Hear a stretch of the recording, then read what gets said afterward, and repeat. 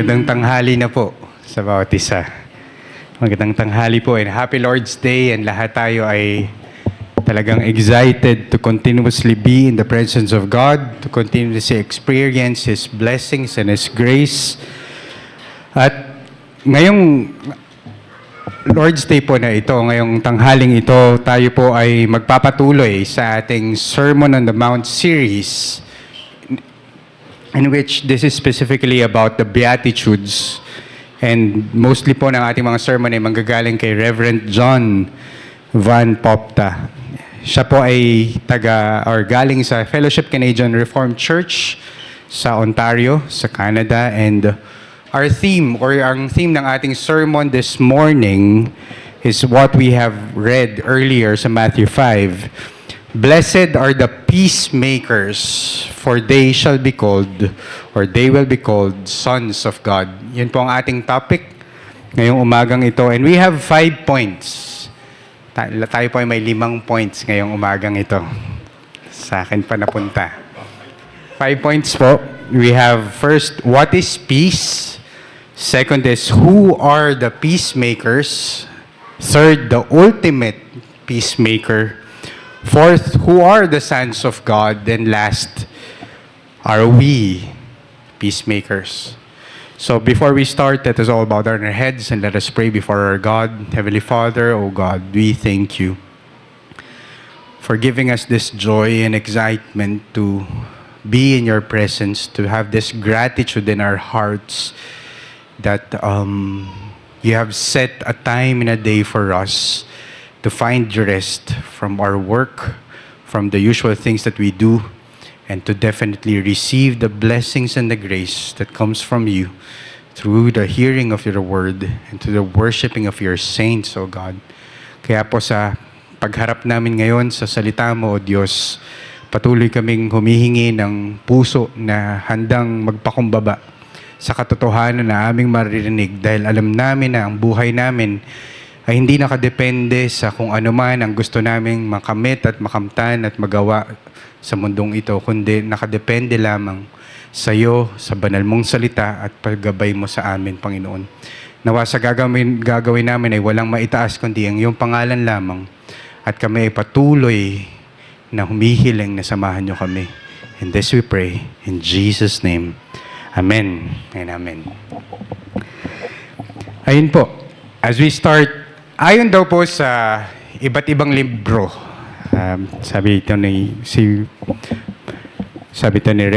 Reverend John Van Popta, na upon reading a lot of books from the past 3,500 years of recorded history, 3,500 years, ibig sabihin, ito lang yung span ng years kung saan merong naitala ang ating mga historians or ancient historians of whatever happened in our human history. Among 3,500 years, 250 years lang daw yung taon kung saan wala daw conflict or walang gera or walang war within nations or within countries. Ganun lang kaunti. 250 years lang. From 3,500. At ito po ayon lamang sa recorded history. Hindi pa po kasama yung mga hindi na itala sa history. Even yet, the unrecorded history of Europe, of Africa, Asia, North America will tell the countless wars, tell countless fighting, strife, and conflict na pwede nating marinig at makita. Dahil nakakalungkot man pong tanggapin, mga kapatid, war is a reality of life. Hindi man natin nararanasan ngayon dito sa atin, sa lugar natin ngayon, but it is a reality of life. Ngayon, sa realidad na meron tayo, marami at marami nag-iisip, paano ba mapapatigil or paano ba mapuputol itong kaguluhan na meron sa buong mundo? Some suggested in the past that if one of the superpowers gain ascendancy, for example, either si Russia, si China, or si US, or America, kung alin man sa kanila ay umangat ng sobra in terms of their power, and they would assume that peace would come.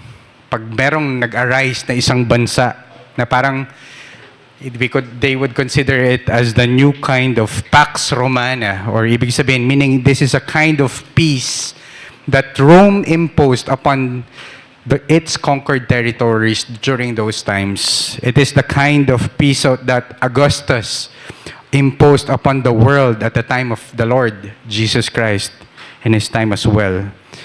Pero kung yun yung iisipin natin, kung yun yung mindset na meron tayo, kung papansinin natin, kahit naman ngayon, sobrang angat na ibang bansa, for example, America, in terms of its military might, hindi nga lang superpower ang tawag na meron sila, kundi hyperpower na sa kanila nagaling minsan yung mga military weapons ng ibang bansa. Pero kahit na gano'n nakatindi yung power na meron sila, alam natin na meron pa ring wars at meron pa ring conflict sa iba't ibang bansa hanggang ngayon.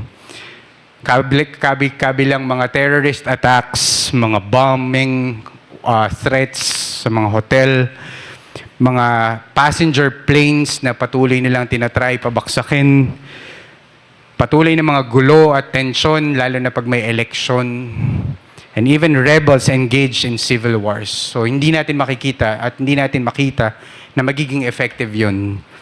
Meron naman nagsasuggest na what if pag may nagdeklara ng war sa ibang bansa, paano kung wala na lang pumunta kahit isa? Diba? What if sa first day pa lang or sa unang araw pa lang ng gera, binoykot ng mga sundalo, wala na lang sumulpot kahit isa, magkabilang side, wala na lang pumunta, wala na lang lumabas na or wala na lang sumulpot na kahit isang sundalo. Pwede kaya yun para maiwasan na lang yung war.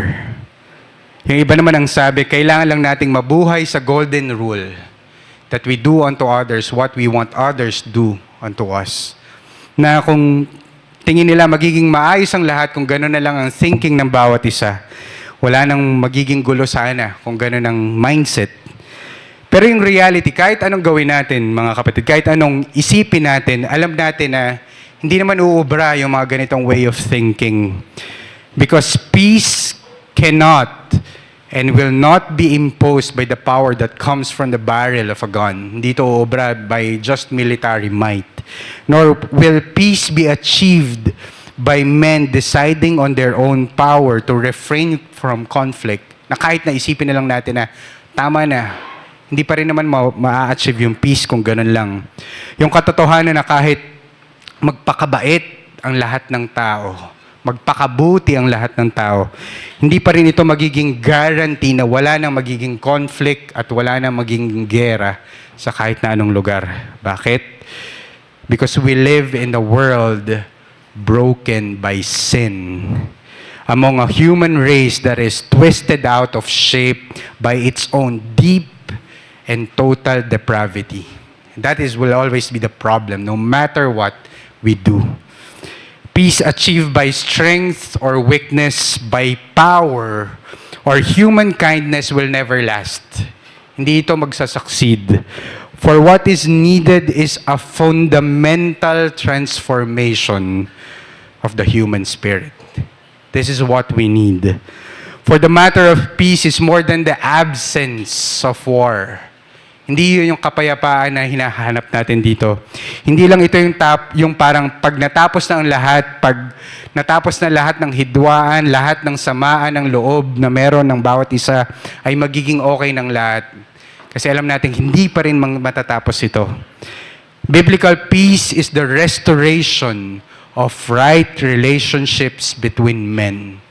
That is biblical peace. It's a matter of justice and righteousness. Biblical peace can only come when there is a restoration of our relationship with God. That is biblical peace. Peace is not first of all some sort of social thing. Na hindi ito, it's all about a social matter. Hindi ito tungkol lamang sa kung ano ang status ng ating mga relationships sa ibang tao. It is rooted and founded upon our relationship with God. That is biblical peace. For peace is not sociological, but rather peace is theological. That is the truth. At marahil, in terms of peace, familiar tayo sa Hebrew word na shalom. Narinig na natin ito, patuloy nating naririnig ang salitang ito. And it is our Old Testament word for peace that speaks of wholeness. Yun yung ibig sabihin ng shalom. It speaks of wholeness and well-being ng isang tao. It is not the absence of strife. It is not about the absence of conflict or trials, but rather it is the presence of completeness, the actual presence of completeness in one's life. At yung word na shalom, masyadong malawak yung scope na ito, na to the point na nung na-translate yung word na shalom sa Greek, the Hebrew word shalom was translated into more than 25 different Greek words. Ganon yung different translations na meron in terms of the word shalom. So, to understand it further, ano bang klaseng shalom or ano bang klaseng peace yung pinag-uusapan natin dito sa Matthew 5? Anong klaseng peace or kapayapaan yung hinahanap natin at pinanghahawakan natin dito sa Matthew 5? And it is the condition, this peace that we are talking about here, it is the condition of those who live in complete harmony with themselves, with their fellow man, with creation, and with God. That is what is the peace that we're talking about here. Peace that we're talking about here is not the absence of war. It is the absence of everything that disturbs the well-being of a person or individuals, of everything that disturbs the well-being of a community and of the church. This is the peace that we are talking about here. So ang tanong, paano ito mangyayari? Paano ba ito makakamtan? Paano ba natin makakamtan yung peace na pinag-uusapan natin dito? To learn it more, we could study what happened to Israel. Isa sa passage na pwede natin puntahan is Jeremiah 6. Jeremiah 6:13 to 14. If you could go with me there. Jeremiah chapter 6, 13 to 14, it says here, For from the least to the greatest of them, everyone is greedy of unjust gain. Everyone is just greedy for unjust gain. And from the prophet to priest, everyone deals falsely. They have healed the wound of my people lightly, saying, Peace, peace, when there is no peace. And this is the situation na nakikita natin dito. This was the time when Israel, the people of God, went to exile. Ito yung time nito. They went into the bondage of being exiled to other places and other nations because there was no justice in their nation during that time. Dahil ang problema nung panahon na ito, nung time ni Jeremiah, people were self-serving and that's a problem. During their time, and parang ngayon din naman, people were self-serving. Puro pansariling interest na lang ang naiisip ng mga tao during those times.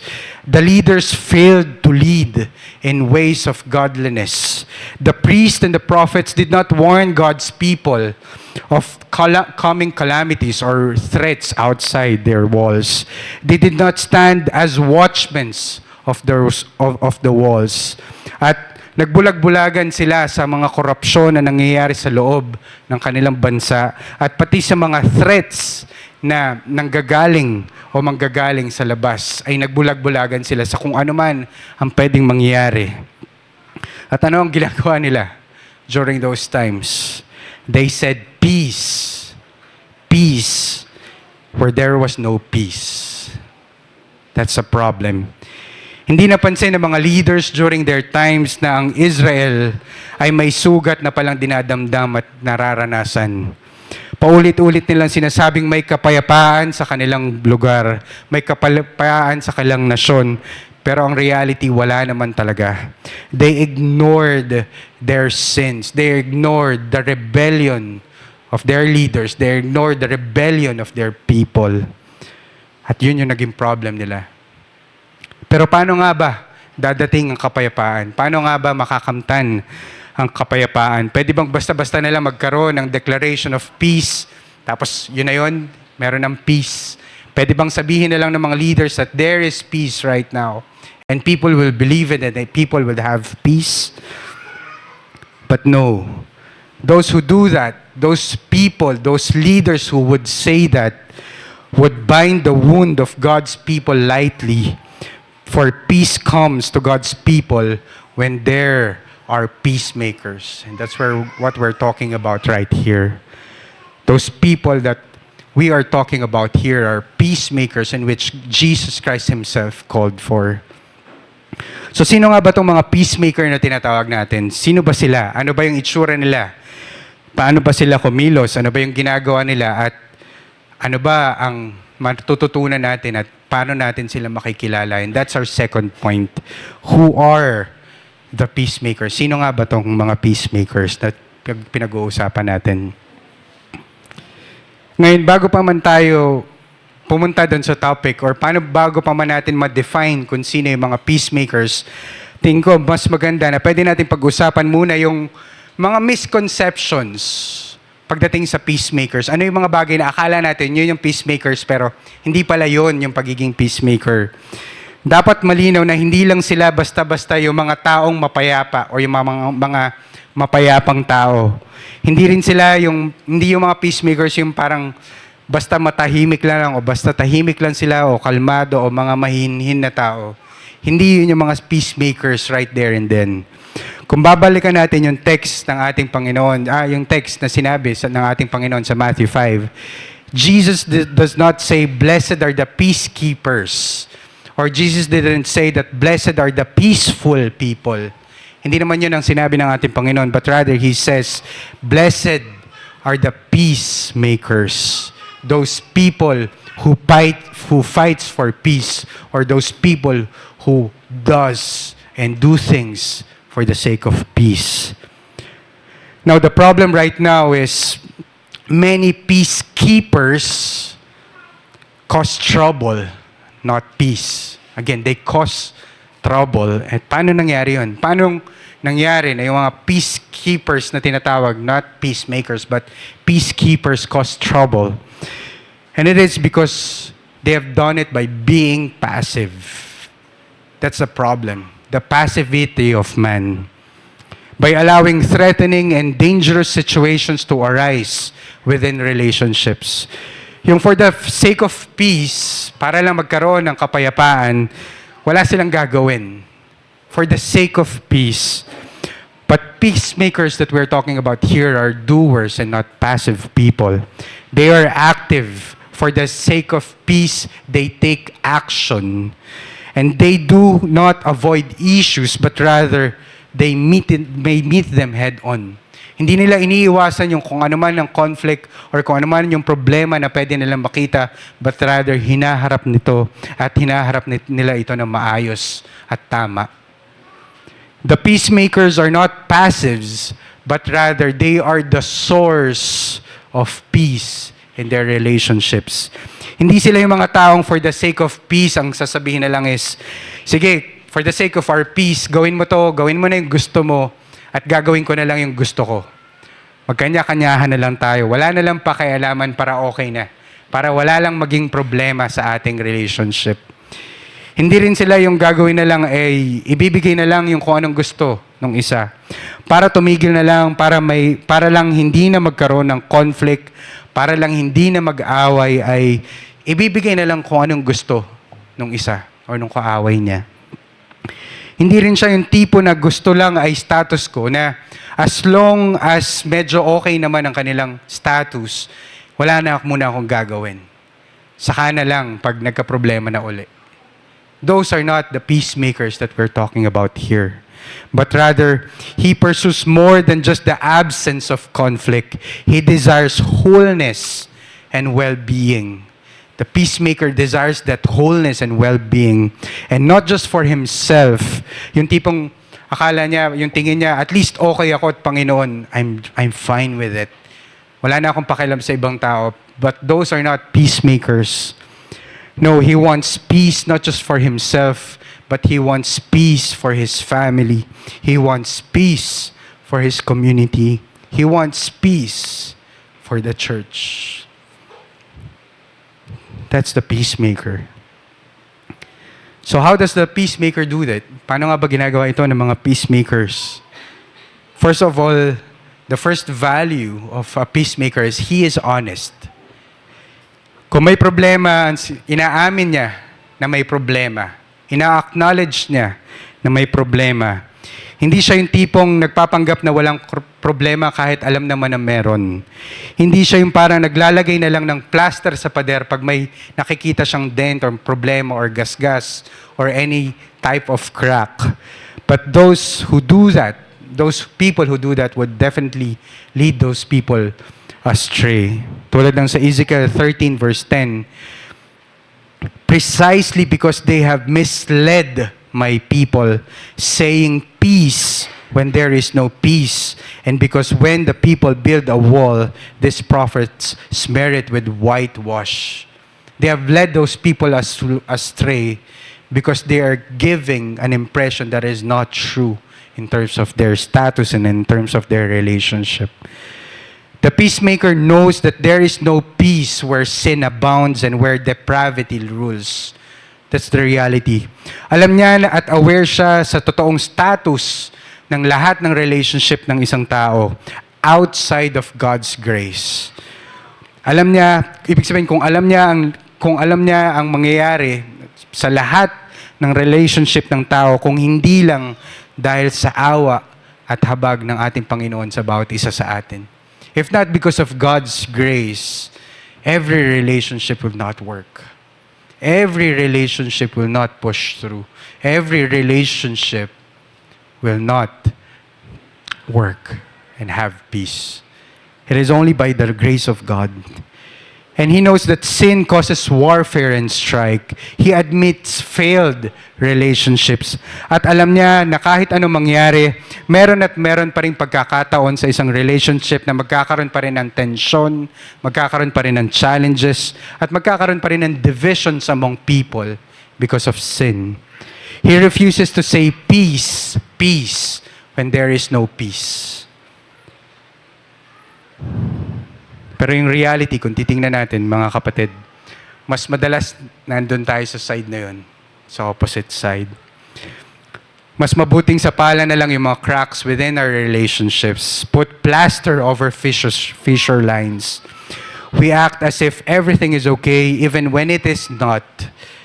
But that would lead to disaster if we would continue to do that. Sabi sa isang Dutch proverb, a mild healer causes wounds that stink. Na kung lalagyan mo ng mahinang panggamot ang isang sugat, hindi naman siya gagaling talaga. Mabubulok at mabubulok lang din yung sugat na yun. Tulad din ng sabi ni Jeremiah na nabasa natin kanina, they have healed my people lightly, and they have led them astray. But peacemakers, real peacemakers, must take risk. Even to risk pain. They must take risk, even if it is painful. Dahil yung mga peacemakers, sila pa madalas yung nami-misunderstood pagdating sa mga conflicts. Dahil in reality, mas gusto pa ng iba na pag-awayan na lang talaga yung mga bagay-bagay kaysa ayusin ito. Mas madali naman kasing pag-awayan. Mas madaling magalit, mas madaling mainis kaysa umintindi at magpakumbaba.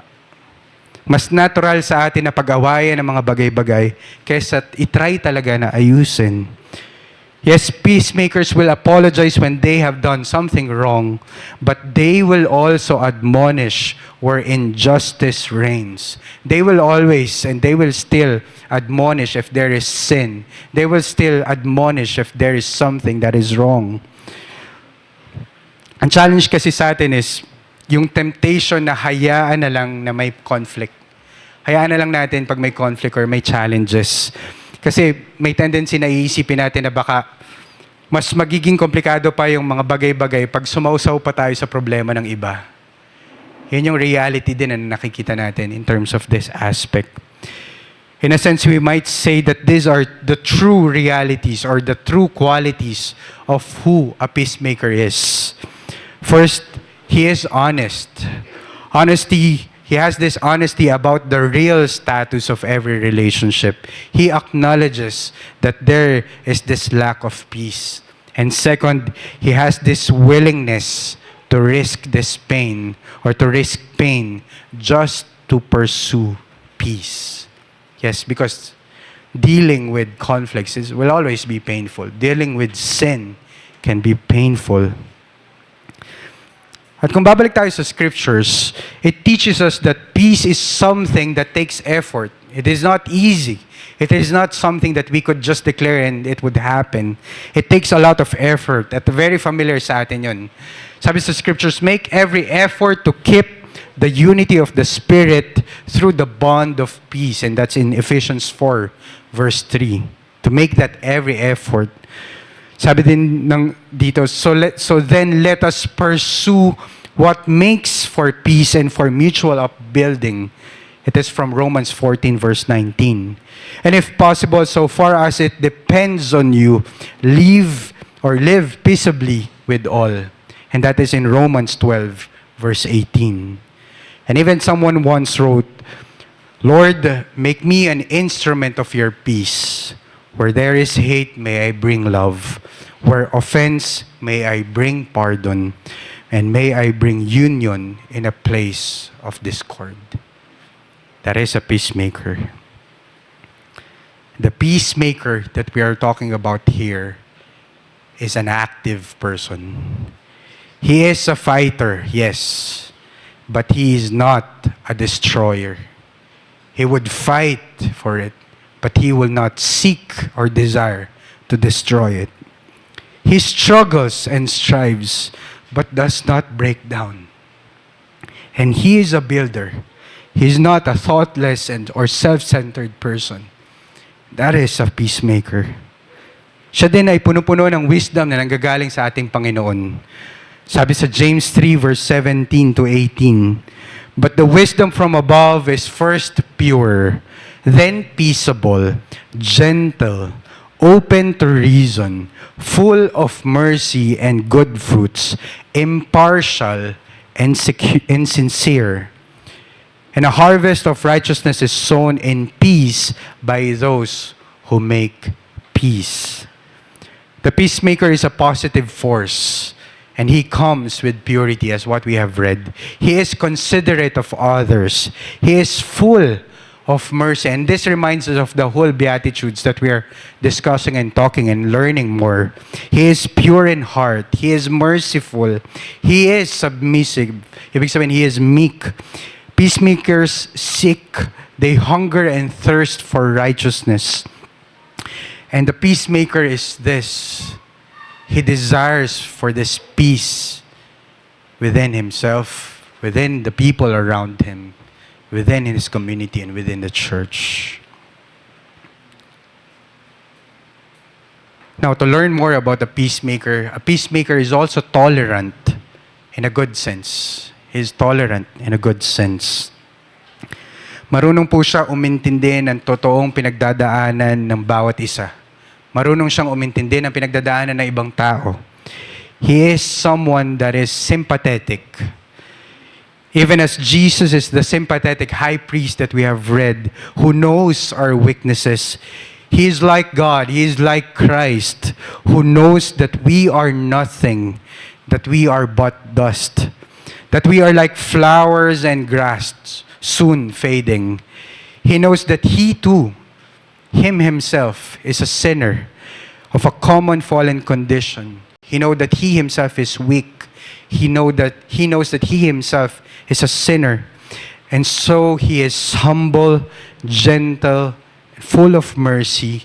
He is impartial, and he is sincere. That is a peacemaker. And there is also something that we call cheap grace. Meron tayong tinatawag na cheap grace.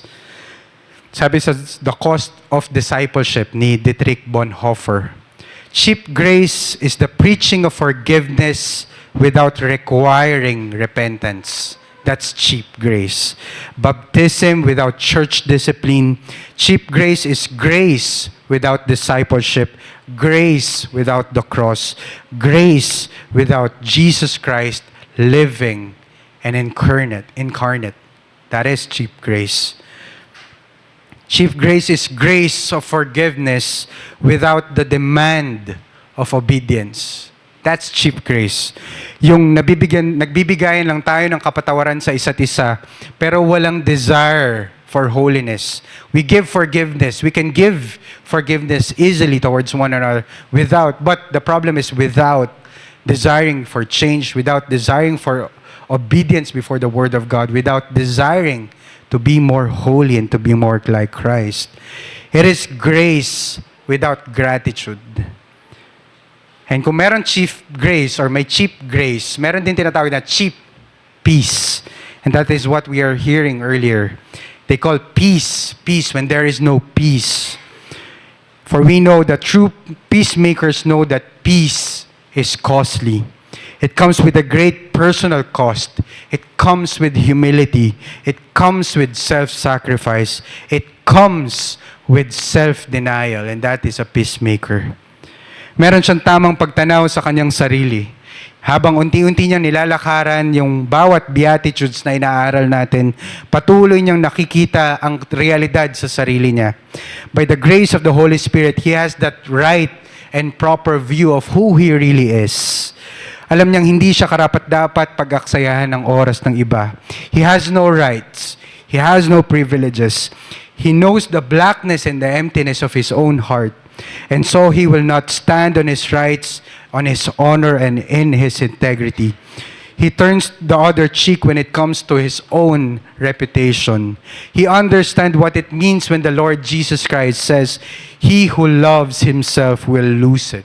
He who saves his life will lose it. But he who loses his life for others or for his name's sake will find it." Siya ay laging handa at bukal sa loob na patuloy na magbigay ng kapatawaran sa iba. And he also had that desire and willingness to always be forgiven. Handa siyang masaktan even on a personal level. He's willing to be misunderstood just to make things right. They will not say peace when if there is really no peace. Bilang isang taong marunong tumingin sa kung sino siya, marunong din siyang tumingin sa kung ano ang kondisyon talaga ng ibang tao. Hindi siya yung lagi magsasabi pag nakakarinig ng problema sa iba na, grabe naman siya, bakit naman siya ganun? Paano niya nagawa yun? Hindi ganun ang totoong peacemaker. Dahil alam niya ang sagot kung bakit. Alam niya at naiintindihan niya kung bakit. Dahil alam niya na siya rin mismo ay makasalanan din. Dahil alam niya na siya rin mismo ay may kahinaan din. I must have mercy and pity on him. I must come with grace to him. His concern is not his own name, but only the glory of God. He wants to direct his whole life so that his words, his thoughts, his deeds is in line to honoring God and praising his name. He is willing to suffer personal cost and injury just to achieve that peace. Just to achieve that peace.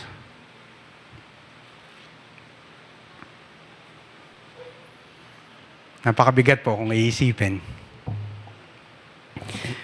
Pero this is the radical call to peacemaking. What we're hearing right now is really a radical call, but a genuine and truthful call for every one of us to pursue peacemaking. And if we're going to look at the reality of it, kung titingnan din natin sa ating mga sarili, mga kapatid, hindi po ito natural sa atin. This is something that is too much to swallow. Kung titingnan natin, hindi po ito normal. It is above our human nature. This is beyond our fallen nature. This is impossible. This is impossible in and of ourselves. It is really impossible. Marahil sa mundo, kaya nilang sabihin na this is the true gospel. What we're talking about here about peace. This beatitude that we're talking about of being peacemaker. Ito ang solusyon sa lahat. Kung lahat ng tao ay ganito lamang ang gagawin, edi matagal na sana nating nakamit yung world peace or kapayapaan na inaasam natin. Pwede nilang banggitin yung sa Isaiah 2 verse 4 na, and they shall beat their swords into plowshares, and their spears into pruning hooks. Nation shall not lift up a sword against nation, neither shall they learn war anymore. Patuloy nilang sasabihin na kung gagawin lang talaga ng lahat ng tao ang gantong bagay, kung lahat lang sana tayo ay magiging peacemakers, at kung totoo naman yun, kung gagawin lang natin talaga ang mga bagay na ito, kaya naman talaga magkaroon ng totoong kapayapaan. Yun nga lang kung gagawin natin. If only we could do it. But we know that it is impossible, for there is no peace. For we will always have these sinful tendencies in our hearts and in our flesh. Tulad ng paulit-ulit nating naririnig sa ating sermon series, the beatitudes that we are hearing and learning and continuously learning are not commands to fulfill. They are not commands, but rather they are the descriptions of a New Testament man, a newly created, a new creation man, a new woman of Israel, a person filled with the Holy Spirit, a person controlled by the Holy Spirit. Dahil ito lang naman ang katotohanan pagdating sa bagay na ito. For peacemaking can't be done without the radical and life-changing work of the Holy Spirit in us. This is the reality. It can never be done by mere practical application, but we need to desire for the work of the Holy Spirit in us. A radical change of a human heart where there is repentance, where the Holy Spirit enables us to genuinely change and follow Him. Ito ang ibig sabihin ng peacemaking, mga kapatid. Peacemaking means that the human heart is renovated, for we are inclined by nature to hate God and our neighbor. That is our natural tendency, to hate Him and to hate the people around us. And what we value is only ourselves. Unless we are regenerated by the Spirit of God. The peacemaker has experienced the poverty of spirit, tulad ng first beatitude na natutunan natin. Kung titingnan niya ang sarili niya, alam niyang walang-wala siya. And he knows his sin more than anything else and mourns over it. And because he knows his poverty and mourns over his own sin, he is meek and humble and gentle. And moreover, he seeks and he hungers and thirsts after righteousness. And so he is merciful to others, for he has received the mercy of God. And he has undivided loyalty towards God because he has a pure heart, one who is devoted to God. His pure life is one that is cleansed by nothing else but the blood of Christ. He knows this and so has this genuine peace before our God. And having this, knowing this peace, experiencing this peace, now he is a peacemaker. For peace is a hallmark of the kingdom of Christ.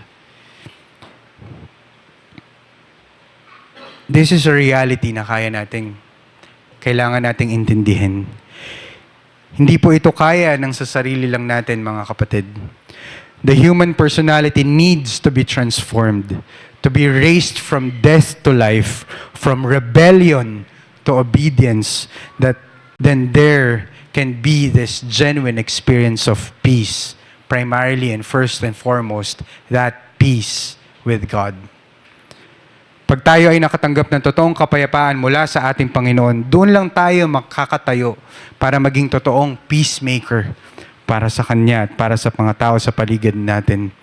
No one can be a peacemaker without having himself been brought into the peace with God through our Lord and Savior Jesus Christ. No one can bring peace without having it first. Our hearts must be changed. We cannot give what we don't have.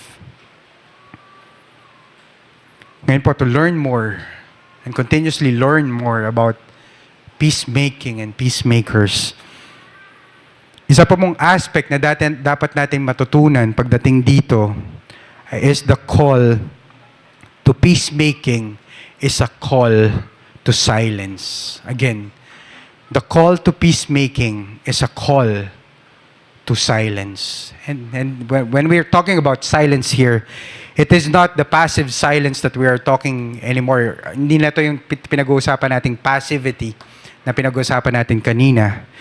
When we call about having this call towards silence, it's about being slow to speak, being slow to anger, being swift to hear. That this is one of the best ways for us to achieve this peace of having this slowness to speak. Kasi yung reality, yung temptations na meron tayo, yung mga tendencies na meron tayo na nararanasan natin, parang napakabilis nating sumagot sa lahat ng bagay, lalo na sa ibang tao, lalo na pag meron silang nasabing offensive against us, or meron silang nagawang bagay na nakakasakit sa atin. It's always easy and natural for us to retaliate through words sa mga maling ginagawa nila sa atin. But again, we are to be reminded that peace is brought about by silence. And this will always be a reminder for all of us. Dahil mabilis tayo matukso na magsalita laban sa iba. Dahil natural na to sa atin na magsabi at pag-usapan ng ibang tao tungkol sa ugali na ibang tao, lalo na sa mga maling ginagawa nila. And again, peace is brought about by silence. Dahil may mga temptations tayo na gusto nating gawin yung mga bagay na nakasakit sa iba, sabihin ng mga salita na makakasakit sa iba, kahit alam nating mali, para lang makabawi, para lang makagante sa nakasakit sa atin. Again, peace is brought about by silence. Dahil madalas na may mga temptations tayo na isumbong agad sa ibang tao, ipagkalat agad sa ibang tao yung mga maling bagay na sinasabi patungkol sa kanila, whether it is true or not. Yet it is valuable to have this peace. For peace is brought about by silence. Ang mga peacemakers, sila yung piniling hindi magsalita. Kahit na gustong-gusto na nilang magsalita, pero pinili pa rin nilang tumahimik pag alam nilang hindi naman tama at wala sa lugar at hindi makakabuti ang sasabihin niya. That is a peacemaker. That is using silence that would glorify and that would be helpful. And the next thing that we are about to talk about sa isang peacemaker is that he sees everything. And this is one important thing para sa isang peacemaker. He sees everything in the light of the gospel.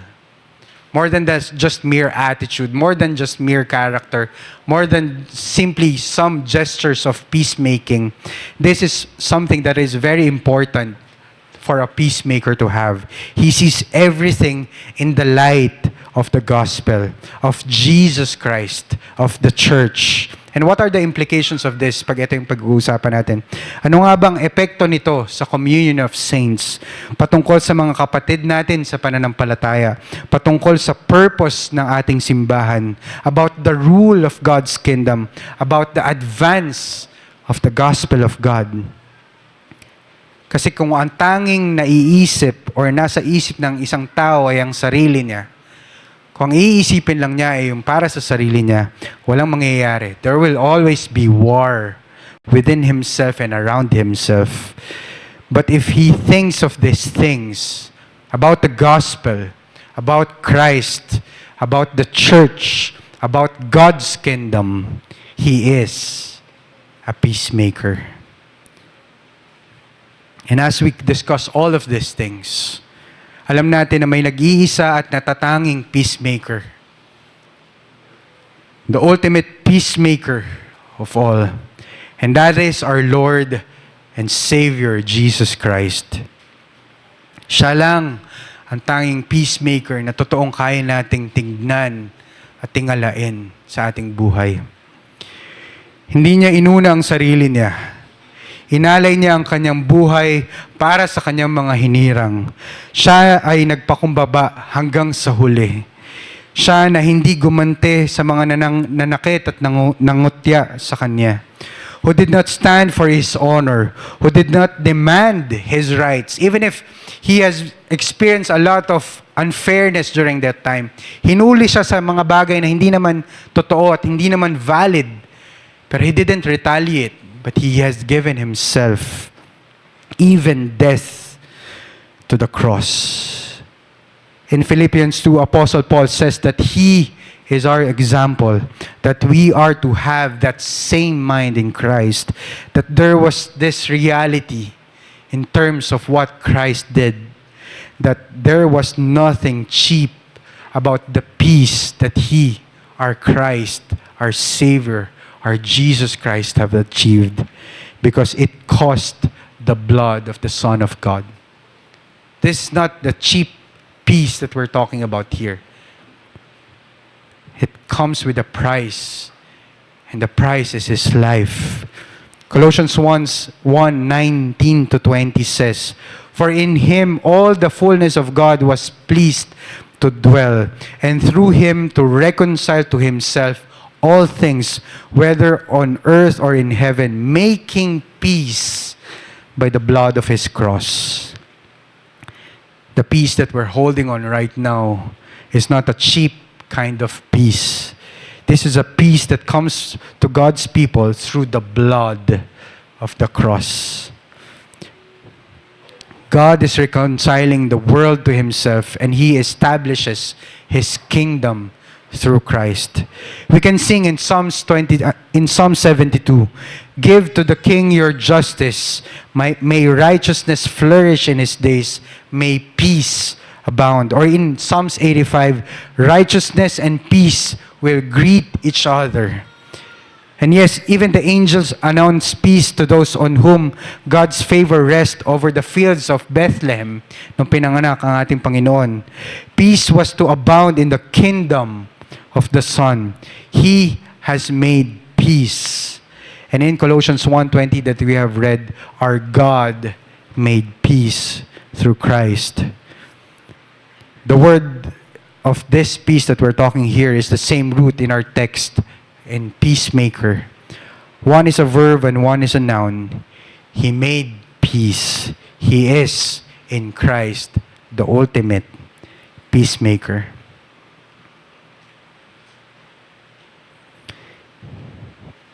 This is a peacemaker, mga kapatid.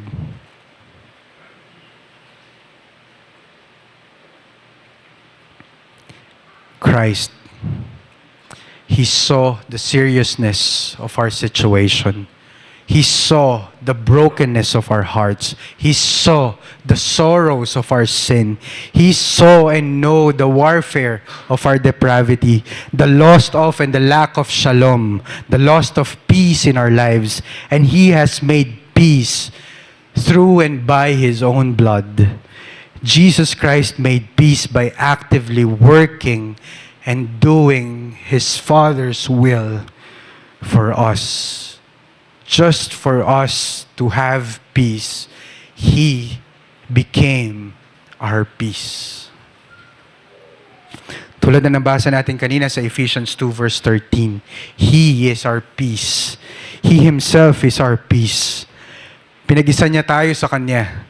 Sinara niya yung harang na namamagitan sa atin at sa Kanya. The dividing wall of hostility. He created one new man and two nations, the Jews and the Gentiles. Of these Jews and us, the Gentiles. He reconciled them both to himself and to each other. He preached peace to them. Again, he reconciled them both to himself and to each other. Those Jews and Gentiles to be together for him. At kung nagawa niya ito, mga kapatid, kayang-kaya niya din itong gawin sa atin ngayon. Sa bawat isa sa atin, dito sa congregation, kung nasan tayo ngayon. He can reunite us. He can reconcile us and unite us to Himself and to each other. Because He is our ultimate peacemaker. At wala tayong ibang aasahan kundi siya lamang at wala nang iba. Peace He lives with us. Yun ang sabi niya sa John 14, Peace I leave with you. Pero muli, hindi ito basta-basta yung parang mababaw na kapayapaan na iniiwan niya sa atin. Hindi ito yung cheap peace na pinag-uusapan natin. It was bought with the precious blood of Christ, and He did not grab or grasp at His glory, but give everything for us. And the angels of Bethlehem sang of peace, at kahit yung mga taong may daladalang palaspas na sumalubong sa Kanya, ay ganun din ang halos na sinabi, peace in heaven and glory in the highest. The Lord Jesus came to bring peace, for He is the Prince of Peace, and He calls us to peace, not just to peace, but also towards peacemaking. Not just for the sake of us having our peace in Him, but also towards having that seriousness in making peace with everyone.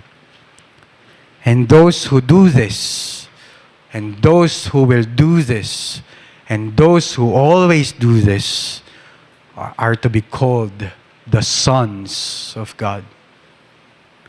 These peacemakers are called to be the sons of God. The sons of God. This is the benefit, mga kapatid. This is the blessing that we have read in Matthew 5.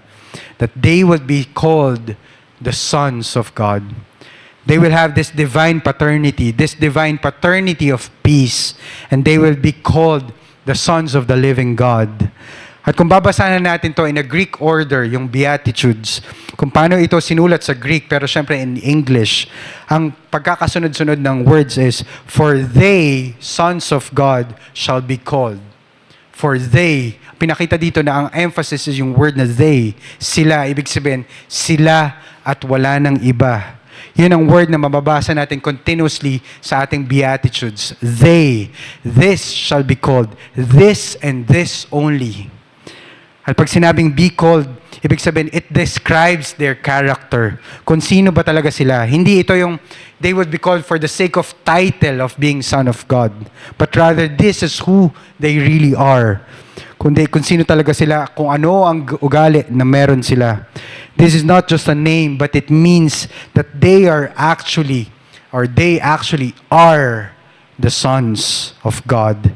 They partake on His character, and they are like the only begotten Son, our Savior, Jesus Christ. They have become like Him. They have become peacemakers. By the promotion of peace, they have entered into the Father's work. They are His co-workers. By their humble attitude, they performed out of gratitude to God's glory, and they are crowding out the evil and warfare in human hearts. Sila ang mga anak ng Diyos. At dadating ang panahon na babalik ang ating Panginoon at ipapakilala sila sa harap ng lahat ng creation bilang kanyang mga anak. At they will be known as the true inheritors with Jesus Christ of all the blessings of the covenant, prosperity, blessings, and peace. These are the sons of God. These are the people of God. Kaya po mga minamahal ko magulang at kapatid, ang kapayapaan na pinag-uusapan natin dito ay hindi po madaling makuha. Ito po ay kailangang paghirapan at kailangan na patuloy na ilapit sa ating Panginoon at wala nang iba. Kaya we can always ask ourselves as our last point, are we peacemakers? Are we peacemakers? Because if we are not peacemakers, then we are troublemakers, the opposite of it. Tayo ang nagiging pasimuno sa mga gulo na meron sa paligid natin. Mga taong nagpapakalat ng mga bagay at kwento na hindi naman totoo. Mga chismis tungkol sa ibang tao. Mga taong mahilig magsimula ng alitan na magdulot lamang ng division sa isa't isa. Ako, tayo laban sa kanila. Mga taong natutuwa pag nakakarinig ng hindi magagandang balita patungkol sa ibang tao, patungkol sa kamalian ng ibang tao, patungkol sa kahirapan at challenges ng ibang tao. They delight on those things. Mga taong palaging mapaghusga, mahilig maghanap ng mali, at mahilig manisi ng iba. At alam natin na ito ay matinding struggle ng bawat isa. A serious struggle against this serious sins that we have. These are part of our sinful nature. Mga struggles na maaari paling andyan hanggang sa huli. Pwede pa rin natin itong maging struggle or trial sa ating buhay. It is a lifelong battle against this sin. And as we close, ang tanong, sino nga ba ang may kaya magsabi na wala silang struggle na ganito sa kanilang buhay? Sino nga ba ang kaya magsabi na wala silang struggle na ganitong sin? Sino ang may kaya magsabi na wala akong ganitong issue sa aking buhay? Dahil kahit ako po mismo, mga kapatid, alam kong hindi po ito madali at hindi ko po ito kaya on my own. Hindi ko po kayang sabihin na wala akong struggle.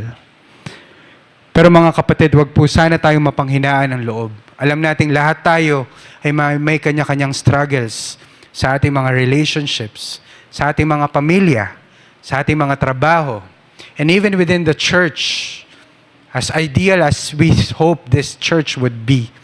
But the only hope is we know that Christ is in us. And Christ will work in us, no matter how sinful, how challenging our relationships could be. Huwag po tayong mapanghinaan ng loob, mga kapatid. Sama-sama po nating harapin ang kahinaan na meron tayo. Sama-sama tayong manalangin sa ating Panginoon for God's grace and for His Spirit to be with us. And may it be that He calls us all sons of God. That may we hold on to that peace that God has given us. And not just hold on to that peace, but also desire for that peace to be evident in our lives by doing and working for that peace. May we all be peacemakers of God, mga kapatid, and we will always desire, and may we always encourage each and every one of us of that. Not by our own might, not by mere strategies or rules, not by our own power, but only by the grace of God in Christ. Let us all bow down our heads and let us pray. Panginoon namin Diyos, marami pong salamat sa katotohanan na aming narinig ngayong tanghaling ito. We know that it is only by your grace that we are here. There's none of us here that is perfect. There is none here that is whole in and of ourselves. Alam namin na kami pong lahat dito ay may kanya-kanyang pinagdadaanan. May kanya-kanyang challenges sa aming buhay. Hindi lang po sa aming pansariling buhay at pansariling mga challenges, but even in our relationships, even in our workplace, and even in our church. That's why we pray, O God, may you grant us peace. We are helpless on our own. And forgive us, O God, if we are passive. If there were times that we remain quiet when we should not be quiet. Forgive us, O Lord, if we stop speaking and we stop talking on such matters that are needed to be talked or to be discussed. And also forgive us, O God, if we speak on those moments that we should not be speaking. If we release words that we should not be saying, O God. If we have used our words not for building up, but rather for breaking and destroying other people. That's why, O God, patawarin mo po kami. At patuloy kaming lumalapit sa iyo dahil alam namin na sa iyo lamang kami makakahanap ng totoong kapayapaan at sa iyo lamang manggagaling ang totoong kapayapaan na pwede naming maranasan at maibigay sa iba. Hindi po namin kaya ng sa sarili lang namin, O Diyos. May you remind us of the peace that you have given us in Christ. May you remind us of the grace that you are continuously sustaining us despite of all our weaknesses, O God. Thank you, O God, for you are always being there, continuously uniting us despite the challenges and conflicts and misunderstandings that we have. Thank you for the relationships that we have, no matter how painful they could be, Panginoon. But it is only by your grace that we could have that hope, that we could receive and have that peace. May we be peacemakers of this world. May we be salt and light of this world. And we thank you for the light that you have given us. And thank you for the truth that you have reminded us today. And this we pray in Jesus' name. Amen.